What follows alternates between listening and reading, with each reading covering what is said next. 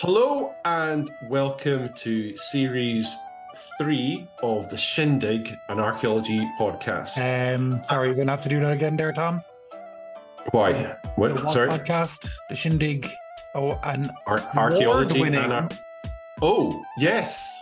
Yes. Was it a double or was A it double multiple, award-winning, possibly. Double award-winning from the Constructor Scream Leading Lights Awards 2023. Was that Yes. the one you're referring to? That's the one I'm referring to, Tom, yes. Is that for like community engagement outreach sort of activities with the Shindig? And the overall award as well. It was the overall, just in general, for community service. So that's 2 awards for one podcast. I mean, which is more than one each. You have we just swap one award. Like Bart Simpson and his pals with the comic book. We'll just swap the awards around and have it for a few days each. What a way to start season 3, though. Yeah, it's fantastic, and thank you so much to the Constructor Scream and to all of our listeners and our subscribers as well, and the Red River Archaeology group that supported us, and it allows us to bring just a few people nattering about archaeology into your ears every couple of weeks, and also into your eyes, because we're also on YouTube. Like the episode we have today is one of these enhanced ones. And look, he tells a little bit about whom we're interviewing today. We have Hannah Sims. She works for the company. She does an awful lot of work. She's in the graphics department, but she's kind of a jack of all trades, I guess, which you'll see in this interview. It's absolutely fantastic. It's entertaining. It's fun. She covers a massive variety of topics, and I think you're going to like it. Yeah, if you're interested in just art, graphics, how we interpret the archaeology, see how we draw the physical drawing of the amazing, say, organic, early medieval, early modern artifacts that we discover, you'll hear about all the time on the news, and you wonder where they get the nice illustrations from. It's people like Hannah, who's our graphics and IT manager for our group, are drawing them and are managing the teams that create these amazing, and they're bits of artwork as well. And if you see the podcast on YouTube, you'll see some of Hannah's just really talented work, and she's a great laugh. She's a lovely person, and it's very funny, and it's just a way, if you want to get into archaeology, if you want to get into graphics, if you want to get that side of things, this is the podcast to listen to. This is it, the first episode of season 3 with Hannah Sims.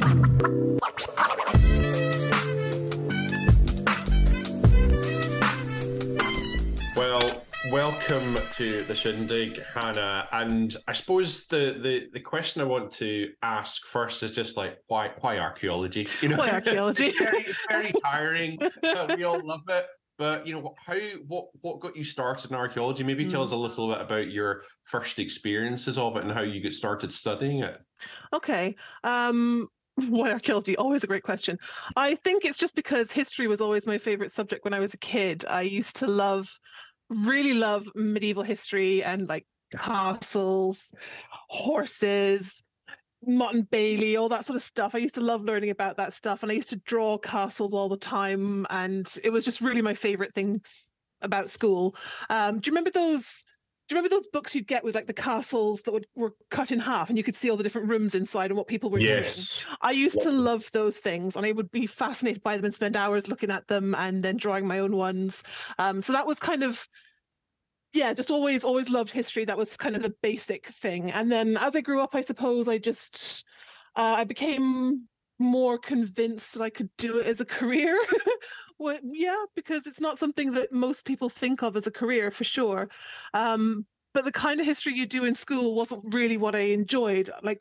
I don't know if you did any history in school here, Luke, but the junior cert, you do lots of different types of history from different periods and different places, and it's really cool. You might do the Romans and the medieval and all sorts of stuff. But the leaving cert history is all like modern European kind of history, and it's not really in Ireland. what I was it's modern European in. and sort of the Irish Republic forming and that kind of stuff. Yeah, exactly, which is very interesting, and I really did enjoy it, but it wasn't kind of anything I was interested in pursuing academically or further or anything. So when it came to go to college, I knew I wanted to study ancient history, and then archaeology was sort of a natural companion to that. I think I also did like geography and English in my first year, but I knew I wanted to do the archaeology and the ancient classics, which is what I kept on to do my degree. Can I jump in there and ask, does geography and English help with something like history? Like being able to play things and write about them? And I actually do think so. Like I remember thinking that, the geography, the physical side of geography would be kind of helpful for archaeology, just understanding the landscape and thinking about how it was, formed and how people interact with it. You do study that kind of sociological side of geography as well as the physical side of geography. Yeah. So I thought that would be quite interesting and helpful. And then English was just something I enjoyed. And, you kind of get some of those critical thinking skills maybe and analytical skills perhaps. Place names as well, just thinking formation of words, and that's something for archaeology is obviously very important. And you do a lot of work in maps now as well, so I imagine that you a lot of. Exactly, and I did always really enjoy that part of geography as well. So it's not something that I consciously thought of at the time, but I remember sort of thinking it would be a good support subject. And I really enjoyed it, but I always wanted to do the archaeology and the ancient classics specifically. I think the kind of media that I consumed when I was young that really interested me had a blend of sort of history and fantasy, I suppose. Those kind of, books I used to read would be a lot of history and fantasy blended kind of books. The other media I consume, like, I don't know, think Indiana Jones, think Xena Warrior Princess, that kind of genre blend in my brain that really did inspire me. It fired my imagination. So learning more about the ancient history, the real ancient history behind that, was definitely a driving force for why I wanted to study archaeology. And I mean, you're just saying that there. I mean, Tolkien, someone that, because one of the sites we'll discuss today is a great early medieval site. And obviously Tolkien is being influenced by the early medieval Britain and Irish sort of world. Was Tolkien that sort of thing, that sort of blending of reality? I mean, obviously he was an English professor as well. Was that the kind of thing that interested you growing up? Absolutely, yeah. Lord of the Rings was one of my favorite books as a teenager. I don't know how many times I've read that. And yeah, I hadn't really thought about it until now, but definitely that kind of crossover between history and fantasy is absolutely something that was very formative in me, for sure. And Xena Warrior Princess had a grip on people in the 90s. Massive fan of Xena Warrior Princess. I cannot underestimate the influence that had on me. My family in New Zealand bought a plot of land that had been used. The farmer was selling it off after they finished filming Xena Warrior Princess. So their house is now built on part of the old, well, it was lovely countryside, and they're on a ridge somewhere there. And just jealous. Auckland. You know what? If I ever retire, I want to go to New Zealand because it's Xena and it's Lord of the Rings, and it's just the place to go, isn't it? Yeah. Her armor's in the T&O Museum in Wellington as well, so it's part of you have to go. That's bucket list. Yeah, definitely. Yeah. So, okay, you're a teenager. You've been influenced by these sort of historical fantasy sort of works. Then you're deciding, your university, and you go to Edinburgh, I think, to study. Yes. Yeah. After I finished my undergrad in Cork, I was kind of torn in two directions because they had recently introduced the Masters in Osteo there in UCC. And I had a really great 3 years in UCC. It was a great place to live, great place to study, really good department there. So I was really tempted to do that. But I also, I live in Cork. My mum's half an hour down the road. It wasn't really a stretch or a challenge for me to live here. And I wanted a bit of an adventure, I suppose, something a bit new and challenging. And Edinburgh is a place, again, I'd always wanted to go because it's got that really visible history everywhere. And it's just a completely different sort of place to live than where I'd grown up in rural Ireland. So, it was kind of the adventure part at that time. I'm not so adventurous anymore, but at the time when I was 21 and wanted something a bit different, I ended up going to Edinburgh instead of staying in Cork, just to have a change of scenery and to try something new. And I think academic mobility, being also an academic myself, it's kind of like you're certainly advised. Certainly, a lot of my North American friends will say it's kind of really encouraged in North America is that you do your undergraduate, and then you may also wanting to go back to say Cork, whatever, to do a PhD or further study, but you'll go somewhere to do your master just because you're just completely different ways of thinking about archaeology in the past and different departments. Yeah, absolutely. There's the kind of archaeology they talk about there in Edinburgh was completely different from what we learned as an undergrad in UCC, which was very much focused on Irish archaeology. So going over to Edinburgh, like my professor there, he was very interested in Iran and that kind of area of archaeology. That was his specialism. But there was all sorts of other people there from around Britain, from America, and from other countries who were coming to do a wide variety of master's degrees, of subjects that they had already prepared. I remember starting and I was doing a taught master's as opposed to a, what do they call the other one? There's a taught master's and then there's kind of a research like master's, I think. research. Yeah, Yeah. research where you get taught less and just do more of a longer dissertation sort of thing. Exactly. Yeah. And I think a good few of the people on my master's program were coming in as a research master's. So they already had these theses titles in their head ready to go. And I was just like ambling along, sort of going, oh, you know, I'm going to go to a few of these classes, a few of those classes and see what interests me. So yeah, it was it was a learning curve, but it was really good for me. And I really enjoyed my time there as well. It was really, really good. In choosing something like a master's, the subject that you kind of have to pick for that, is there a pressure in trying to find? I kind of felt that at the start, because I mean, the master's was just a classical archaeology. I was classical archaeology. It wasn't the classics, it was classical archaeology. So I was doing ancient history and archaeology as a kind of a joint taught master's. But some of the other people were coming in with like very specific ideas that they had already probably prepared from their undergrad that they wanted to pursue even further. So yeah, I remember feeling a little sort of, oh, should I have been doing that already at the time? And then it was fine. It was, in the end, it was fine because I went about it a slightly different way, and I only had to do I think my thesis was only 15,000 words instead of whatever they had to do. So it was a slightly different that's structure. Well, that's kind of small in comparison to some of the other things that they have to do. But I had to do continuous assessment along the year, and I think my thesis ended up being about Roman history and Roman contact with Ireland anyway. So I kind of blended the two. Don't ask me about it now because I cannot remember. Yeah, I was gonna. I should have reread it. Damn it! That's all the rest of our questions gone. So. It wasn't anything. We'll just pause. Just for people listening, we've just paused it now for a week. Hannah's gone off to read her thesis. I don't even know if I have a copy of it. And we're back. I don't even know if I have a copy of it anymore. Yeah, it wasn't anything that was going to set the world on fire, but it was something that I just, it was a kind of a natural progression of all the different things I had learned and just. Yeah, I already kind of knew at that stage that I wasn't going to go into academia. A lot of my colleagues in class were going to be pursuing PhDs or going into teaching or becoming TAs or whatever. So a lot of them were wanting to stick in academia, and I already knew I didn't want to do that. So, so it was enough to just kind of get it done, get it out of the way. And then I took a little break for a few months before I kind of tried to find a proper job in archaeology because I was not burnt out, but when you finish college, you're like, oh, well, what do I do now? I have to be a real person now, and I haven't had to really think about that very much yet. But I was really lucky then because there was a lot of work going on in Ireland, and I had no trouble just applying for a job, and they were crying out for site assistants, even ones who had no experience like me. This is the sort of Celtic, for people who don't know, this is sort of Celtic Tiger sort of period of... Well, a bit later. We're talking, I finished college in Edinburgh in 2006. So it would have been maybe early 2007 by the time I came back to Ireland. I sort of took maybe 6 months just working a crappy job in Edinburgh for a while and taking it easy.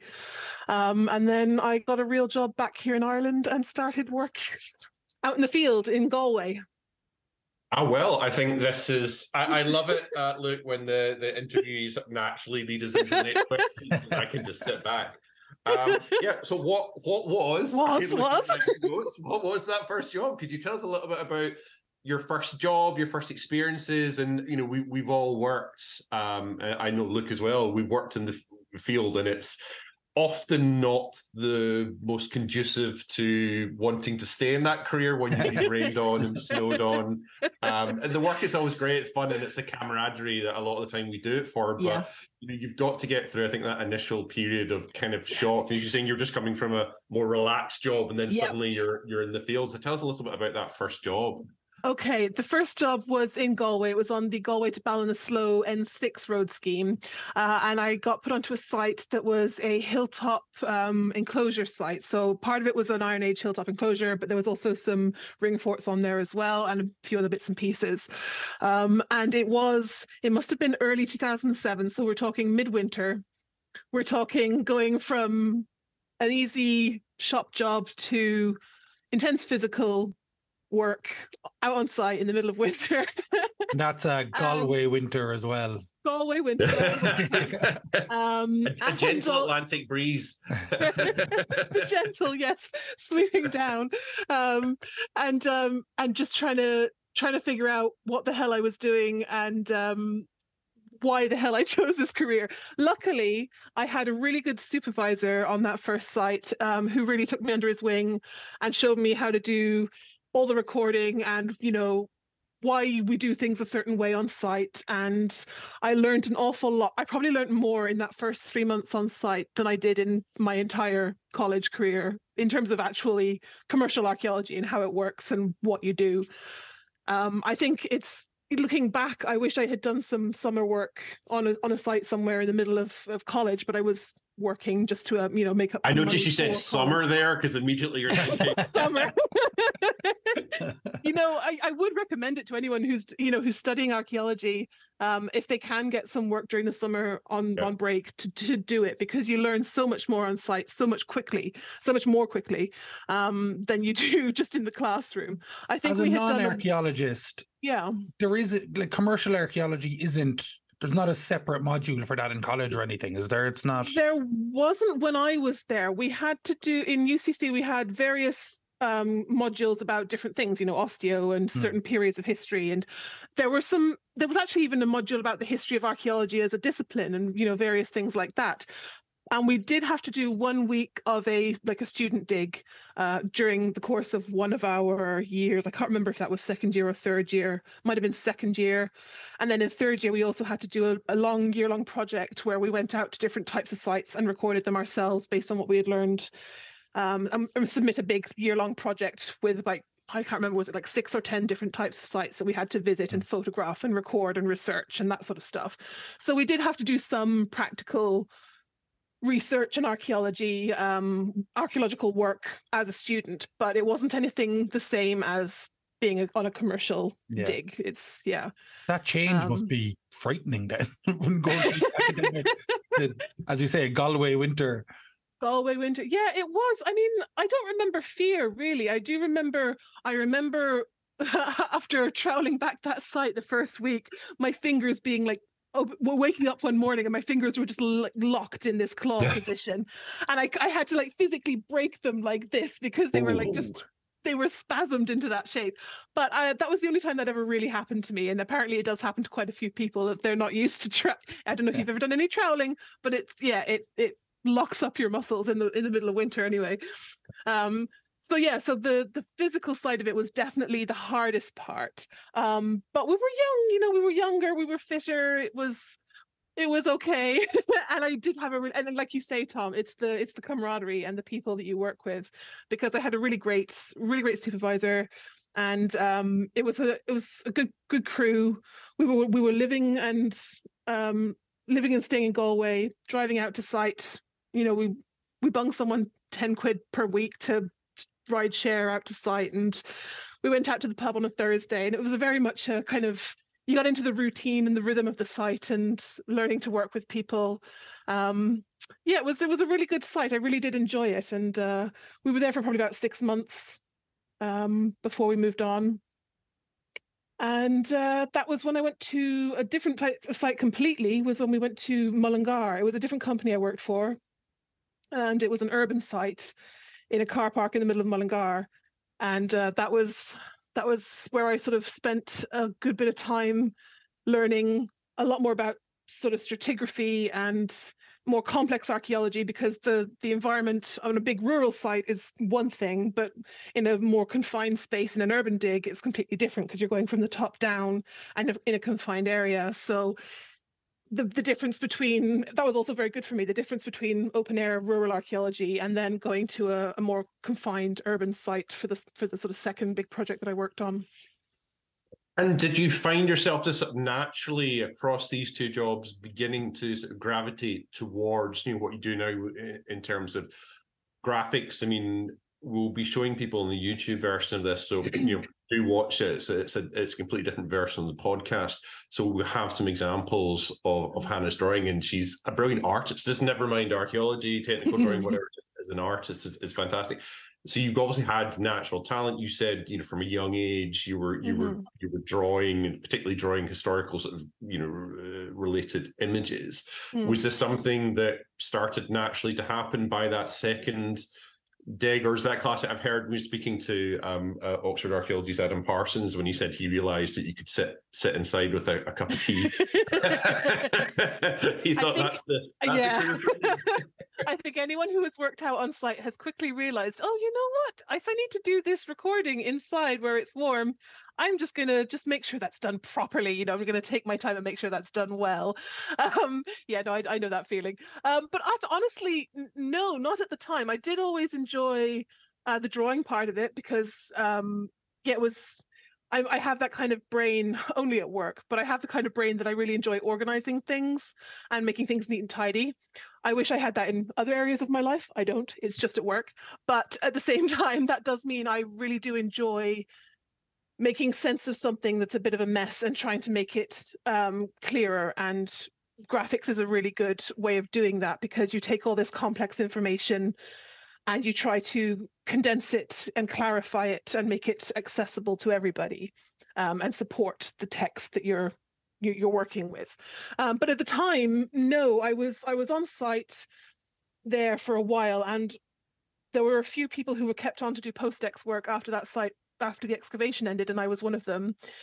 So we did a lot of post-ex work there, which was just mainly soil sieving, fines labeling, that sort of stuff. And that was another really good experience because, again, the more you do post-ex, the more you realize what you should be doing on site and why certain things are recorded a certain way. And the reason we need to be as precise as we can on site is to be as comprehensive as we can in post-ex. And one thing follows on from the next. I'm not explaining it very well, but you know what I mean. It's sort Do you think that would be a good thing then? I mean, this is a wider question that everybody does a little bit of the whole process, maybe when they're in a commercial unit, and that would be because I think sometimes why do we have to you write you have to write things clearly, but you're freezing your fingers but then once you've seen that on the other end, you sort of think, I can't read that context number now. So exactly the same ways that you learn so much when you start recording on site after being in college. If you then move on into post-ex and you have to deal with an archive that isn't correctly cross-referenced, or the numbers are wrong, or the scales aren't correct, things like that, you start to realize, oh, you can't just say, oh, it'll do, it's good enough. You go back, and if you don't record it correctly on site, it's much more difficult to correct that later on. So that's a valuable lesson that I learned there. And then after I finished there, again, I moved to Carlow, which is where I started working with Rubicon. It was Headland at the time, but they rebranded to Rubicon, but that's when I started working with them. I think it must have been later in 2007. Again, they were on that big road scheme, the N9, N10, Carlow to Kilcullen, which was massive. It had over 100 sites. And I was on one of them. Yeah, you were on one of them. That's where I started getting to know the people that we still work with now, because people have moved in and out of the company. That's how archaeology works, I suppose. You move where the work is, but you get to know people over the years, and the same faces start popping up. But that was the first site that I worked with for Headland/Rubicon, and that was it's a good kind of microcosm of my career there, actually, because I started as a site assistant. I moved on to a few other sites, but then I went back into post-ex with Headland, and I worked on post-ex for that site. And then later on, I ended up doing illustrations and graphics for that site when I moved into graphics. So it's kind of that one site that I started on in Carlow is one of the ones that kind of always sticks out in my brain, because I followed it all the way through site assistant, post-ex assistant, and then illustrator. So I really like that one, sticks in my brain. I have a similar one with that, in that I filmed a video on site when I worked in Carlow. I put it up on YouTube and was asked to take it down because it was just a video of us messing. And now I make videos for the company. So we've all come full circle. We've all come full circle, exactly. Yeah. And yeah, it's really good when you can, like, this company is actually very good at like finding the little skills that you have and using them, which I really appreciate, because it means you can really develop things you're interested in. Yeah, and that's why we're on this podcast now, is because with John Ski and Tanaya, you know, there's an idea, they ran with it.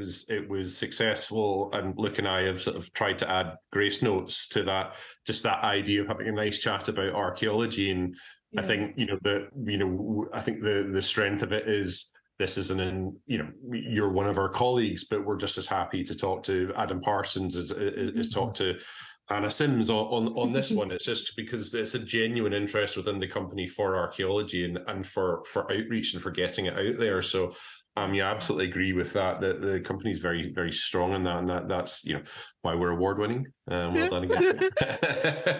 Look how happy he is to say that. Subtle drop there. yeah. Just the logo. Make the logo appear here now. I suppose on that job, the N9, the N10, presumably that was a multi-period sort of site as well. Yeah. The particular one I'm thinking of was it was on one side of a river, so there was kind of a wetland area next to the river, and then there was a dryland area slightly upslope, very, very slightly. But we had on that site, I think we had a bit of Neolithic, we had some early medieval, we had some Iron Age, some Bronze Age, and some modern bits and pieces as well. There was all sorts on that site. It was a really, really good one. And that one was really good, like I say, to follow through on, because we got to see the finds being cleaned up and conserved in post-ex. I got to do some digitizing of the plans and finds illustration on that site.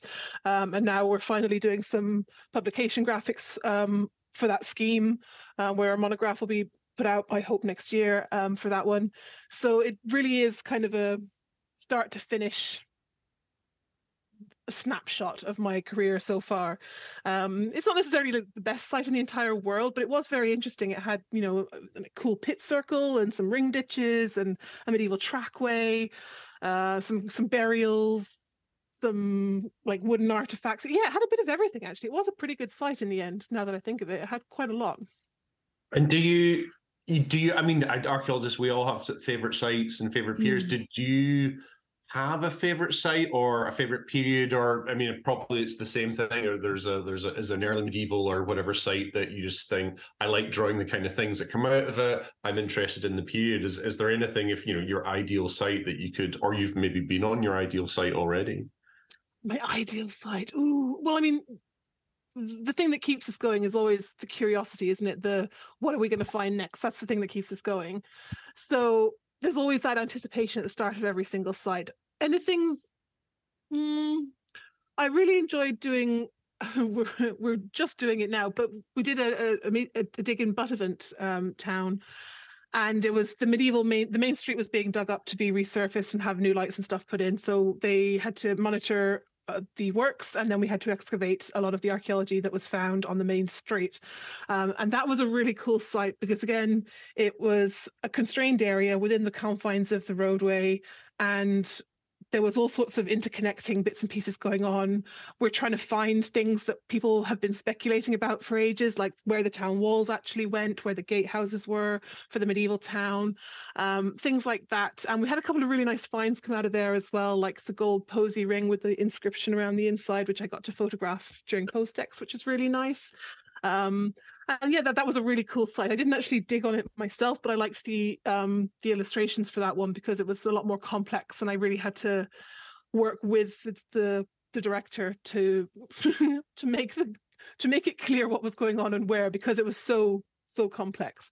And that's still kind of ongoing. We're still doing the final reports for that, so to be to be disseminated yet, but it is a really cool one. I like that one. I suppose this is a good stage to ask it.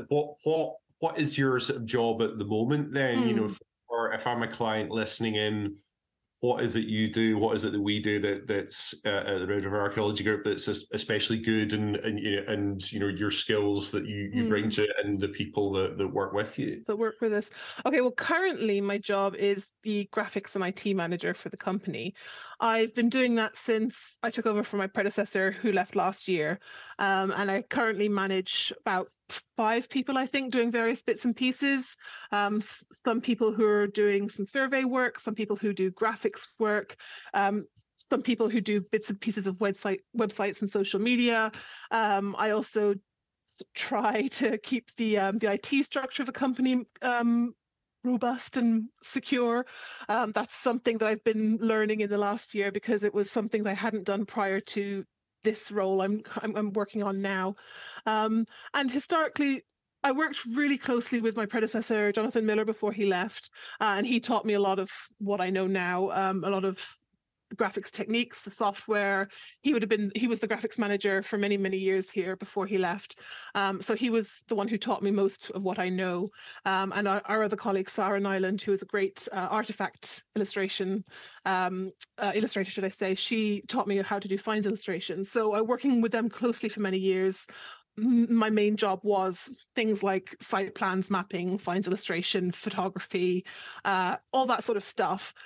And I think just since I've taken over from Johnsky, I'm having to do a bit more project management. I'm having to do a bit more people management, and also thinking about how to improve what we do across the board, what our strengths and weaknesses are for our selling points. Yeah, that's something that's a new challenge for me, I suppose, in this role, because I've gotten used to over the years doing graphics on a day-to-day basis, and the everyday kind of graphics that an archaeology company needs for various reports and publications. I got very comfortable doing all of that. So the new challenges in the past year have definitely been learning more about the project management side of things, and supporting the company structure, the business structure from an IT standpoint. But also, yeah, learning to sell ourselves for what we do, because it seems obvious to us what we do, but you kind of forget that a lot of people don't really know what commercial archaeology is and what we offer. And it might be just a tiny small development that someone needs help with. It might be a multi-million euro, should I say, multi-million euro scheme that we have to have a massive staff for. So things really do fluctuate, don't they, in this game? It might be really quiet for a little while, and then it'll be crazy busy for months on end. And then a project might go quiet for a while, and then the post-ex costs get approved, and all of a sudden you're back into a really crazy busy schedule of post-ex work, which is different from the site work. So yeah, I mean, we were just working on a major tender recently where you were doing a graphic that I can't remember the name of, that was kind of like a flow of where people's work relationships were. An organogram, yes. An organogram. That was it. Yeah, for tenders. Yeah, that's the kind of thing that that's the beauty of my job. My job is never the same 2 days in a row. One day I'm doing just normal graphics for a testing job or an excavation, and the next day I'm doing a poster for a site talk that a director is giving. I might be doing graphics for a tender, which might be more business orientated, or I might be doing, I don't know, some website design the next day. My job is so varied at the moment, it's really difficult to kind of quantify everything. But the main thing about it is that it's collaborative, I think. We work as a team because you can't do it any other way. You have to be good at working with people, because you have to interpret so much different data in so many different ways for so many different reasons, targeting different audiences, that you have to be able to just work as part of a team. And luckily we have a good team here. Now I just want to, I'm going to give Luke the next question, or the decision on the next question. Do you want to talk more about organograms and project management, or would you like to talk about maybe a very cool early medieval site? And is it Balmacary? Something like that? Balmacary, yeah. Up to Luke, let's talk cool medieval sites, please. Cool medieval. Okay, the votes are in. That's fair enough. So, yeah, can you tell us? So this, for people who don't know, we've been, obviously we plan these things. Sometimes it doesn't sound like it, but Luke and I plan these things. And we were asking Hannah, for examples of some of her work that she was proud of, or showed off the range of skills that her and the company can provide to clients. And one of the first ones you said was the work on the N22 Macroom bypass, and a particular site called, is it Ballymakeary? Is that yes, Ballymakeary one? That's the townland, yeah. So could you tell us just a wider view, the project N22 and the works that we do in these big linear infrastructure projects, and then focus in on this particular site? And I promise you, we will have amazing images of it. And we'll have some nice images. Right. Yes. So yeah, Hannah, take it away, please. The N22 was the Ballyverney to Macroom bypass, and it was split into 3 different lots, and we won lot 1 and lot 3. So we did sort of the northern end and the southern end, and along that route we did the full set of archaeological works, which starts at testing. So you test the whole route just to see what archaeology is potentially there. Usually we're targeting known geophysical anomalies because the geophys will have been done ahead of time. So we would have tested that route, identified archaeology where it was found, and then turned those testing areas into excavation areas surrounding the whatever areas of archaeology were discovered. And along this route, one of the particular sites we found was this really nice, we knew it was there ahead of time anyway because of the historic mapping. It was a ring fort, a known ring fort, an RMP site they call it, which in Ireland means a recorded monument or place. So this was a known site that had been incorporated into field boundaries in the rural landscape, and the CPO of the new road was going straight through it. Unfortunately, the ring fort had been. When you see the illustrations, you'll see. You can look at it on the historic mapping, and you can see it, the full circle of the ring fort on the first edition historic mapping from like the mid 1800s, and then by the time the late 1800s, early 1900s rolls around, and you get onto the 25 edition mapping, all that's left is really a corner within the boundary of the fields. So it had been ploughed out at some point in the late 1800s, and only a little corner of it was left above ground. So the CPO kind of snagged the sort of southwest half, not half, third even of the ring fort, and we knew it was there. So we dug up the ditches and some of the internal features, and just sort of excavated what we could see there. And it was a really interesting site because it's one of those ones where you're going to get a good bit of archaeology, you're going to find something interesting, and maybe you'll turn up something that we didn't know about it before. If you look at the site plan as well, because like I say, we've got some nice images. The site plan, we managed to phase it according to the dated evidence in PostX. So the way it works for graphics, from a graphics point of view, let's look at it this way. On site, you'll get people who are doing the survey. So they'll survey all the different features that are excavated. And they'll also have people who are hand planning to a proper scale on permatrace drawings on site. So we take those 2 things in PostX. We have the survey data, which gives us all the different coordinates and height levels. And we have the hand-drawn plans that we can then use to produce digital illustrations of the site plan with both of those elements working together. So we have that, and then we can use the PostX information, such as datable charcoal material, wood, hazelnut shell, fines, whatever's coming out of the site. We can use that then to phase the different features on site. And then we produce a phase plan of the features depending on how they date from the Mesolithic, Neolithic, whatever onwards. So that's what we did for this one. And it came out really nicely because we had a little bit, I think a teeny tiny bit of Mesolithic dating. It wasn't secure dating though, it was a disturbed date, but it was still cool that there was potentially Mesolithic activity in the area.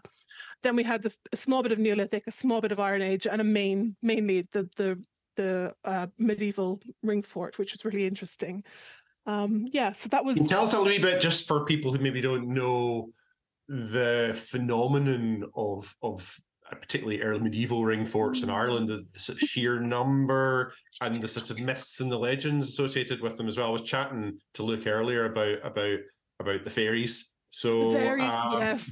If you'd both like to, from an Irish perspective, tell me about, because I was saying, is it a bit like the Icelandic, where you don't disturb the fairies and the ring Yeah, forts? there's definitely people who do that. Like ring forts, for people who don't know, they're one of the most common archaeological features of the Irish landscape. There's over 40,000 known examples of them across the island. They're thought to be mainly early medieval farmsteads of the well-to-do, some of them being more defensible than others.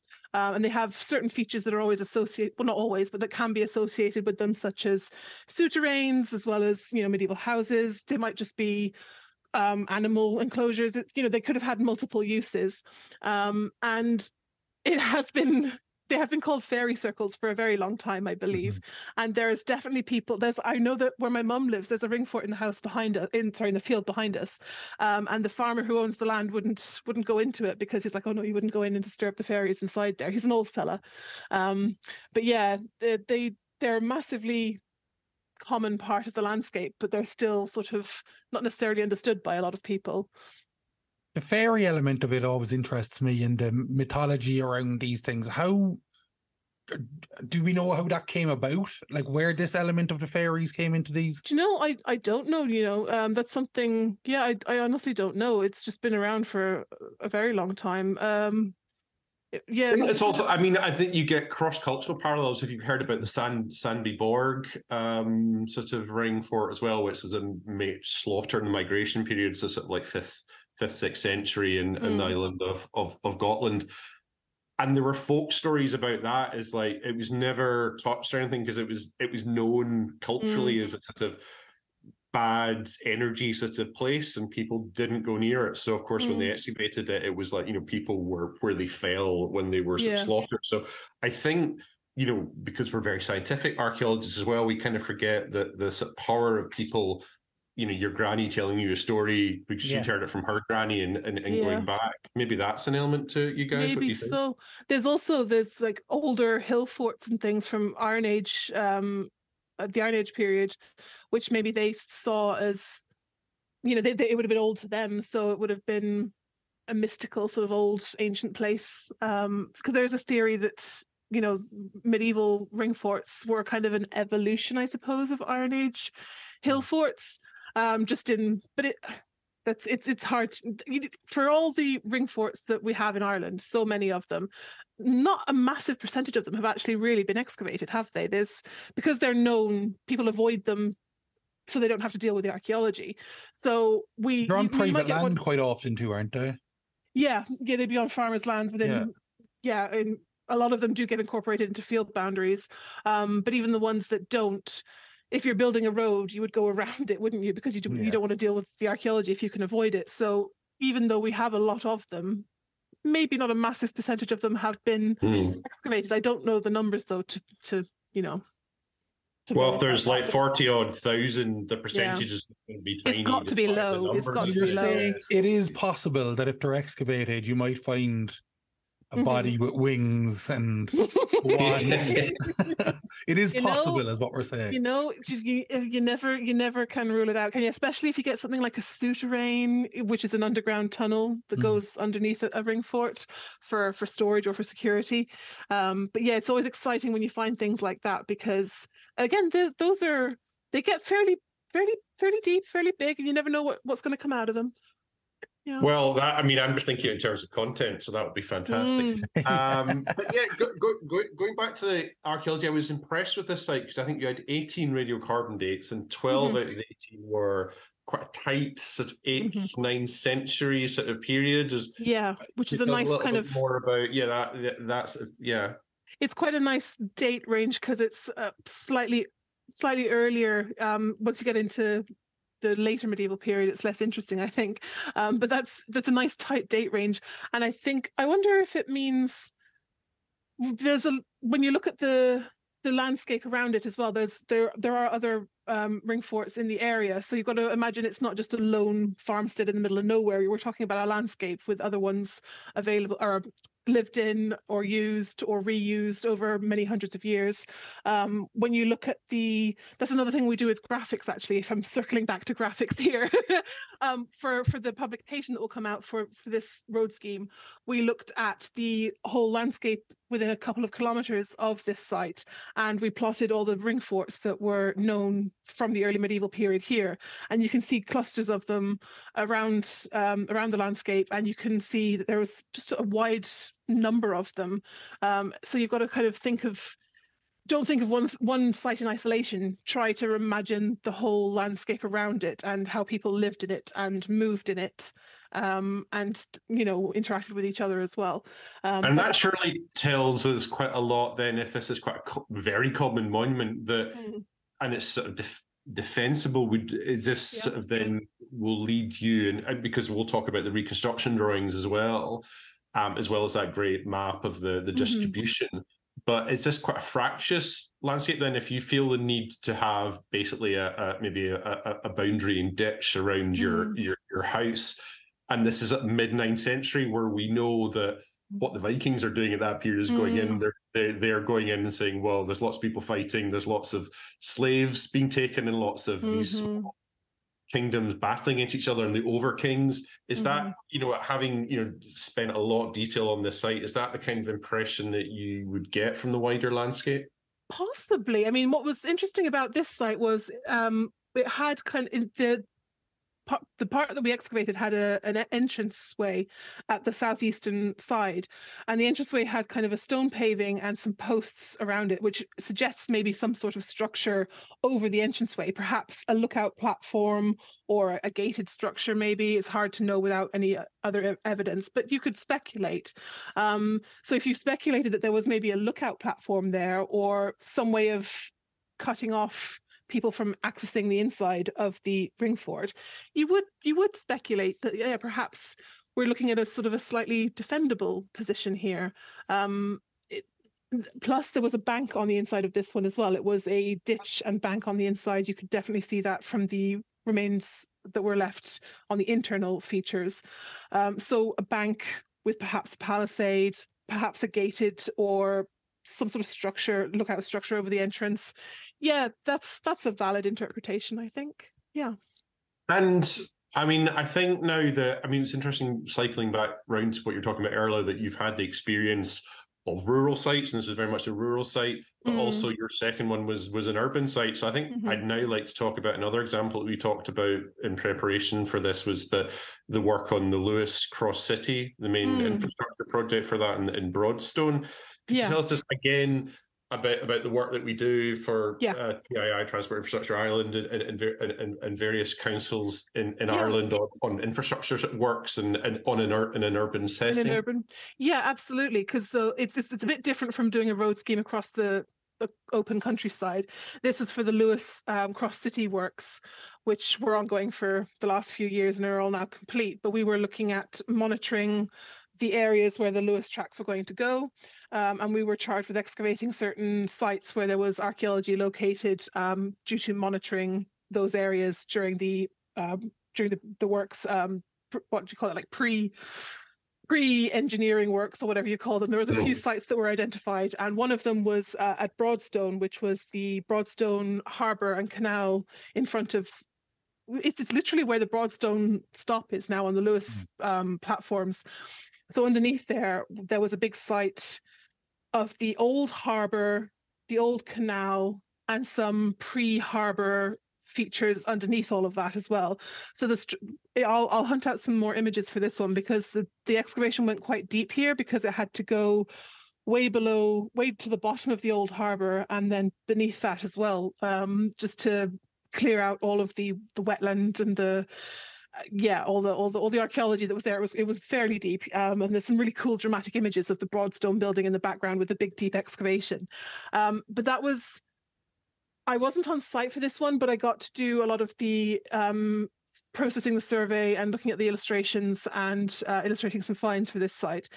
So I learned a little bit about it for doing that. And the really interesting parts of it were things like the early phased features that we discovered were some cobbled laneways with like visible wheel ruts still left in them, and those were from like the pre-harbor days. So we're talking what, like the 1600s, the 1700s, going back way that far before it was even built. And then that land was sort of platformed and they rose it up so that they could build the harbor and the canal.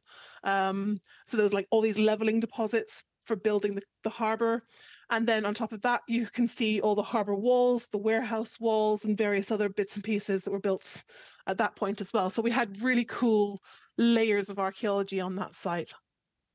And I think this site's interesting because you say it, it's these urban palimpsests that you get layer upon layer upon layer, and it tells the story of a much wider story. The pars pro toto sort of thing is the idea that you can see what Dublin was like when it was like a large town, and then you see this sort of when it is becoming a city, when they're planning these major works. So the first linear infrastructure works, of course, are the canal works, and then of course then the railway comes in. Of course, then it's essentially the Lewis system. This, for people who don't know, it's an urban tram system coming as well. So this is something that you're then looking at, and that this modern infrastructure coming in, but you're seeing these layers of infrastructure. The future was once canals. And exactly. Systems as well, and so it's still ongoing. We're just in the current layer. That's all. I wonder what the layers will be in the future. And what was because you've got some amazing organic, we're going to get some images of this, there's amazing organic survivals because it's such a deep site. Presumably there's waterlogging going on as well. Can you tell us a little bit more about some of these amazing, I think, early 19th century finds that you were getting? Yes, we had, because of the nature of the wet mud, basically, that was left there after the canal was backfilled and filled in. We have a nice anaerobic environment where we got some really cool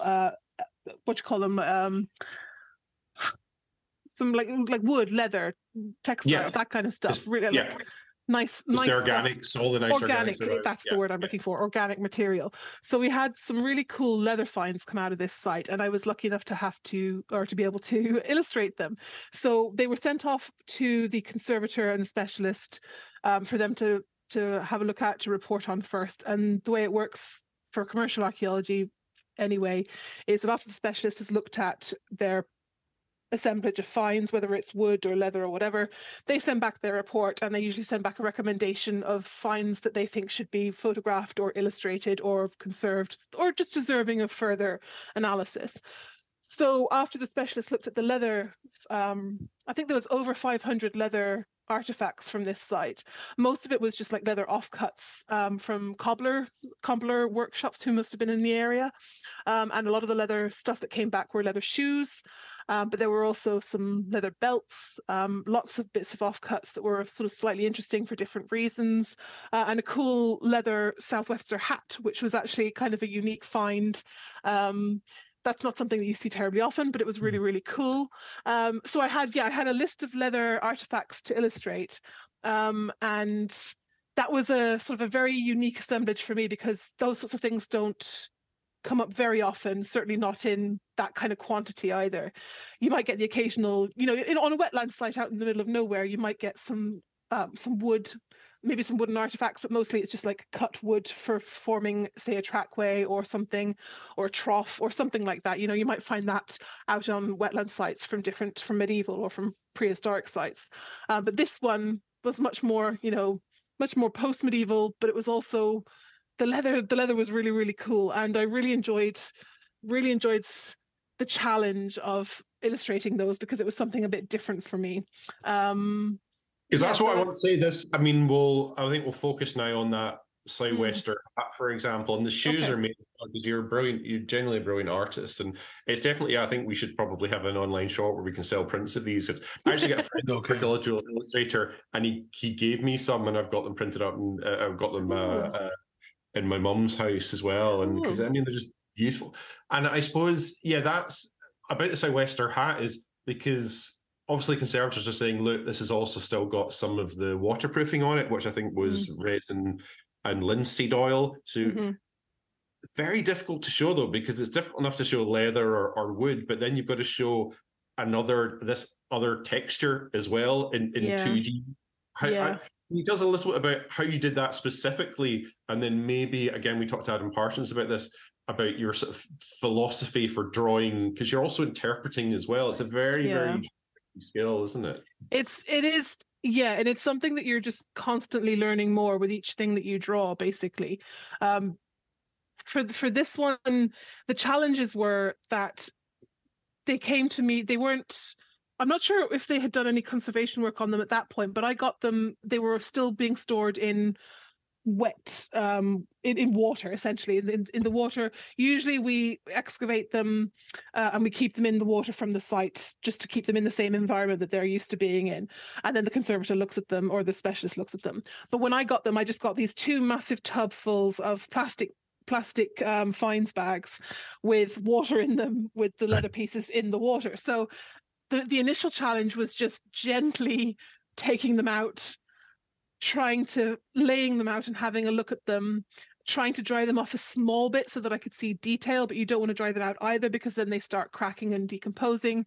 So you have to be gentle and you have to work relatively quickly, but you also have to take a good look at it and interpret, hopefully interpret what's there with some specialist input. I usually do work with the specialist report next to me so that I can read what they have said, and I can look at it myself and sort of between the two come up with a way of there's a sort of conversation between you and the conservator and from the site diary as well. You're sort of you've got these sources and you're trying to make them understand, but you've got the actual physical thing in front of you as well. Exactly. So you've got as much information as you can at that point, and all you can do then is just do your best, I suppose. I tried to be. I couldn't do much with it. I couldn't touch it very much. I had to kind of lay it out gently and then just sort of work around it.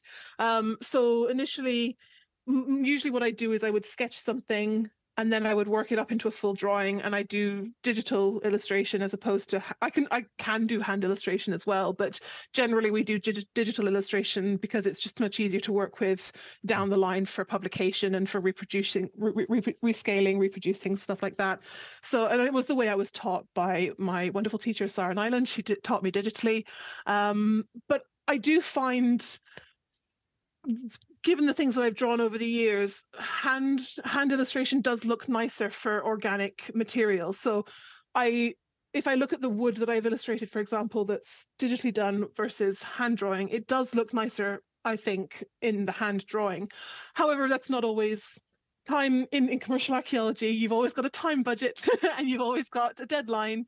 So you have to kind of work with the tools you have available to you. And so in this case, I did them digitally using Illustrator. And how did I approach? I mean, I just you approach it pretty technically, I suppose. You measure, you sketch, and you take some reference photographs, you put it back away so you don't break it, and then you work up your illustration based on that. And just, definitely come at it from a technical point of view.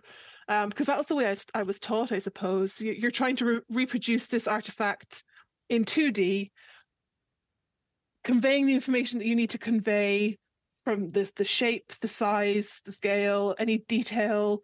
But you also want to do that in a technical manner rather than an artistic manner, because it's for a technical report, Yeah. And is it when you're doing these things, you're literally drawing these historical objects. Does it ever come into your mind that you were the child, the teenager who was sitting at home drawing castles, and now this is your life, and you're actually doing that? You're actually doing, yes, actually, because it is kind of it's kind of a long shot, right? It's not, there's no guarantees in archaeology that you're going to be able to make a career out of it. There's a lot of luck involved, and there's a lot of timing involved. You have to, I think it's definitely one of those industries where if you get along with working with people, you're much more likely to move forward. I think it is, because it's such a team collaborative kind of industry. I do think that's that's one of the key aspects to having longevity in your career. But in terms of actual graphics and illustration, that's never something I really imagined when I was young. And it's definitely, I do look back going, wow, I'm really lucky to have the job that I have, and I really enjoy the job that I have. And it's never really where I thought my career would go. I guess it seems I thought, that even if you didn't think it, that is where it was going from the very start. It does seem it, doesn't it? Now that I look back and I kind of like try and sum it up in my own words, looking back. Yeah, I think you might be right. Maybe it was just meant to be. It's the fairies again. It's the fairies, and going back, you said the origins. You're looking at sort of various things to do with heritage and history, and it's I think we've looked at your work on rural sites and urban sites, but I mean I suppose the clues in the name were Rubicon Heritage Services as well. You've also done work in the sort of heritage, historic side of things, and you did some very interesting work on sort of Cork's the Irish revolutionary heritage as well. Could you tell us a little bit about, again, this is another string to your bow in terms of, it's heritage as well as archaeology, and yeah, that was where we did a book for Cork's centenary sites for Cork County Council, just looking at War of Independence sites around the county, how they were then, how they are now, and just talking about different people who were involved with different places and times, different events. So I had to do the kind of work I had to do for that publication was actually a bit more interesting because it was slightly different from what I do on the day-to-day basis. The ordinary stuff I had to do was just using QGIS to create some maps of sites and battlefields and troop movements for certain events that happened, which was really cool. All that information would have been reconstructed by the author, and then we would try and show that on some historic mapping. But we would also go to certain sites and take some photographs of them as they are now and compare them to some historic images that we sourced from, it would have been from whatever online Museum of Ireland. I can't remember now off the top of my head where you source those, but we had to go to the online catalogue and purchase those images to use in the book. But it was really cool to kind of see the differences between the old images and what we're looking at now. And then also I created a sort of a timeline of events for kind of one of the double centerfolds of the book, just to show all the different things that we were talking about as the text went on, and that was kind of cool because you start with like the Vikings up here and you end with like the War of Independence down here, and you just sort of show. It was mainly focusing on the centenary sites, but we did talk a little bit about some of the older relevant historical events that happened leading up to the major, more 18th and 19th century stuff. So that was really, really cool to sort of just make something a bit more creative, I suppose. That's where, when you start doing publications, you move away from the technical graphics and try and figure out a way of presenting these bits of information more artistically, more clearly for a public audience, as opposed to like a technical report for other academics. So thinking about who your audience is and what your graphic wants to show comes into play there. And it's just a little bit more fun for me as well then, because I get to be a bit more creative and come up with some ideas that aren't just fitting into a template of what we do for this report and what we do for that report.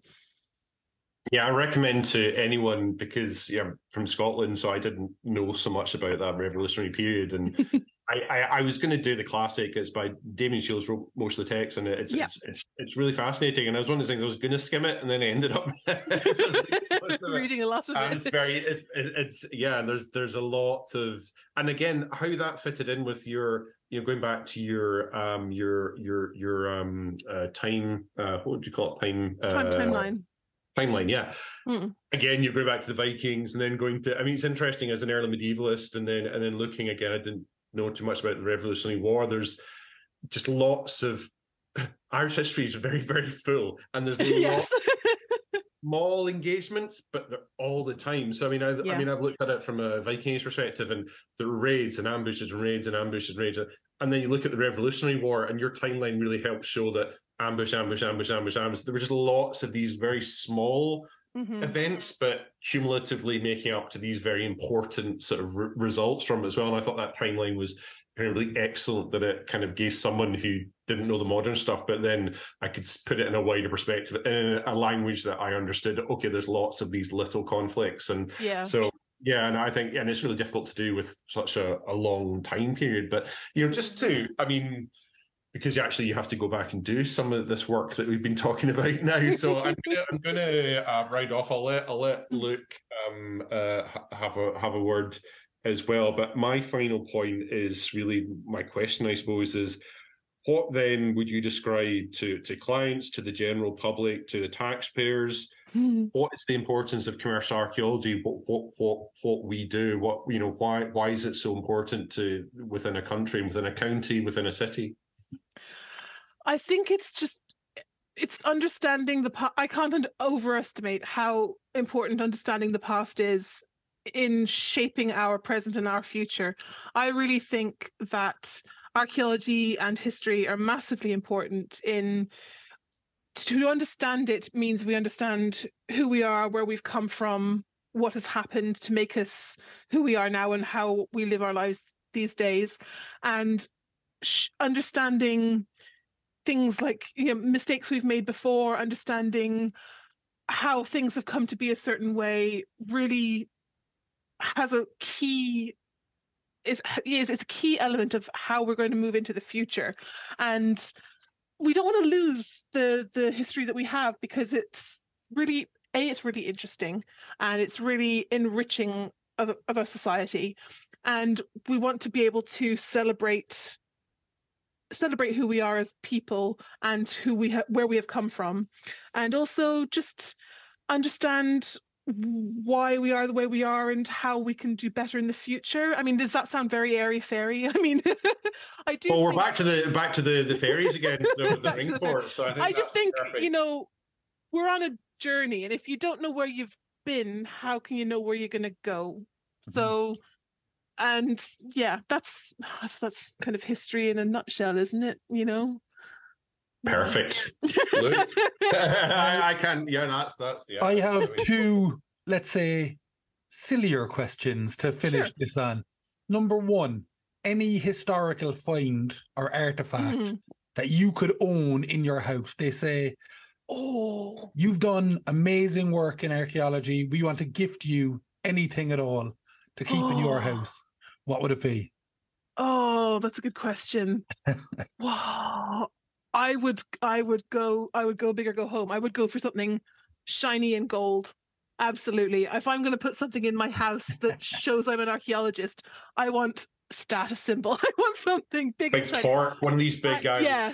Some big necklace, or a cool armband, or a big Egyptian sarcophagus or something. Yeah. Tutankhamun's or the Sutton Hoo helmet. Yeah, I don't know, something big and shiny probably is what I would probably pick. Yeah, I think that's a good option. The other one is for archaeologists of the future. Yeah.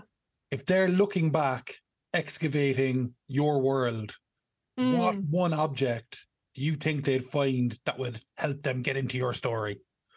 Ooh, this is assuming that they can't access my phone and my search history. Yeah, let's assume.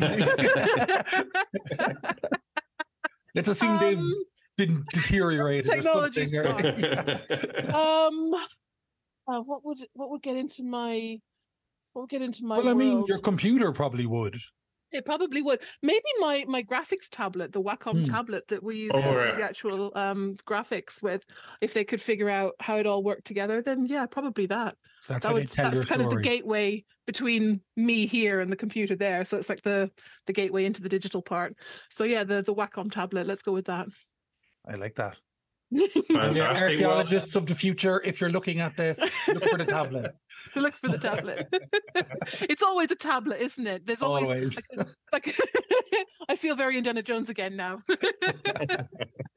Well, on that note, that's a perfect. Any reference to Indiana Jones is a perfect way to end an archaeology podcast.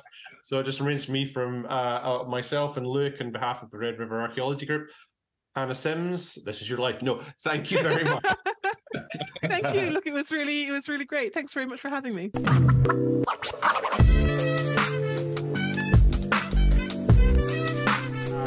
Yeah, well, I just felt there's some podcasts you get a natural end, and Hannah is an absolute professional, and the ending to that, the importance of archaeology, mentioning Indiana Jones, I thought was just 10 out of 10. Yeah, no, that was a really enjoyable podcast. Obviously, for our frequent listeners, you'll see we kind of changed the format slightly. I'm a little bit more involved in this. I like to see my role in this now as Bez with the Happy Mondays. Like, you're there doing all the music and I'm just giving it loads on the side every now and again interjecting. Yeah, I mean, I hope for the listener it's a good experience, an award-winning experience that's just been further improved, because we all listen to lots of podcasts, and we felt the ones where there's a bit more of a conversation that helps. Everyone's just a bit more relaxed, and I will, like any archaeologist academic, I'll sometimes have a bit of a tunnel vision. I will get focused on something, and because this is outreach, this is something that Luke can say with a bit of a wider perspective. Say, what does that mean? What's the suturing? Exactly. What's the ring for? My aim for this is to be the non-archaeologist in the conversation who possibly asks a question that the academics mightn't be thinking might be interesting, or to say, literally, as you say, what does that mean? I don't understand what you're talking about right now, kind of a thing, to help take it behind the curtain a little bit more and make all of us enjoy it and then be entertained by it. I think that's my aim anyway.